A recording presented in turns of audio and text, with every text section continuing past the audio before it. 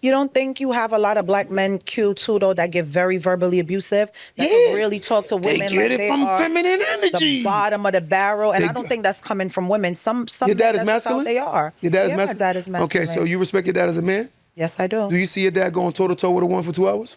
No, I don't. So now if I grow up with your dad, would I do that? I hope not. Nope. What I'm getting, you just proved my point, Shay. When you grow up with a masculine man, you're less likely to be like that. But that's not all I'm saying, Q. Because they didn't grow with masculine men.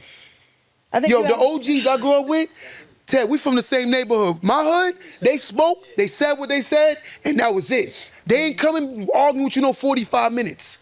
That was more my generation I saw that from. Because my generation was the higher level of single parents. That was the mass incarceration era. Right? And with that era, you started seeing more feminine energy. And now they're so feminine now, they scared to fight. They'd rather go get a weapon to hurt you because they won't even physically fight. It's just, you seeing it's getting worse and worse because the masculine energy is not there. With the masculine energy being removed, you're going to see constant feminine energy taking the front seat of where the man should be taking the front seat. There are guys who are comfortable in the passenger seat like this. And then they don't pay none of the bills. I can see if, sometimes you just want her to drive, you worked all week, you tired, right? But I'm just saying there are situations where your woman worked all week and you still want to be in the passenger seat. I call them passenger seat princesses. He's a whole shorty. And he see that as normal because of how he was raised. Because a real man will feel so uncomfortable. I always tell you, I would never respect a man that moves into a woman's house. I don't care if he paying all the bills. A man go builds a kingdom to bring his family to. And if me and you get together, we buy something together, then that's ours. Or a man gets an apartment, they both sign that lease. A man don't go find a woman that already established her queendom, move into her queendom, and act like it's a kingdom. Look at the logic. Just so you know, watch this style of facts. A queen meets a man, he never becomes a king. If a queen marries a man, he never becomes the king. Never. But if a king marries a woman, she automatically becomes a queen. And that's since the beginning of time. Look it up. If a queen meets a man, marries him, he's never considerably the king. He's the queen's husband. But the woman, when the man meets the woman, he's a king, he makes her a queen. But if you're looking for a woman to make you a queen, that means you're a queen. It's just what it is. I didn't create the rules, I just understand it. But those guys that be like, yo, well, I live in my girl house and she respect me. I'm like, last week you got kicked out when she got angry. Just so you said, look, it said when a man marries a queen, he does not automatically become a king. Because king implies this rule. He usually becomes a prince and assumes a lesser noble title. His wife retains and governs authority while he serves a supporting role.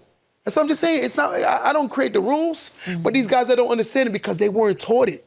It took me years to learn it too, to stop running from my role in fighting what the laws of the land is. The more we get into society and we learn how to rebel against the laws, we're gonna keep seeing unhealthy aesthetics and households. That's all you're seeing. Women that don't respect men because this man wasn't taught how to be a man. And believe you me, he's fighting what he think he should be doing comparable to what he was taught to do. He's fighting himself.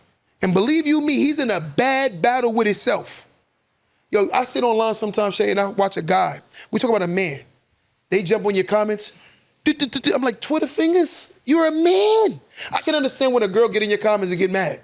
But a boy is crazy to me. Yes. They get so mad. Yo, there was a live I was doing, and the guy just came in the comments, started talking crazy. And I said, yo, brother, you okay? What you mean I'm okay? That's what he wrote back to me. I said, are you all right? I said, what I'm getting out of this situation is you projecting, you unhappy, brother. He got quiet. I said, let me ask you a question, man to man. He said, what? I said, did you grow up with your father?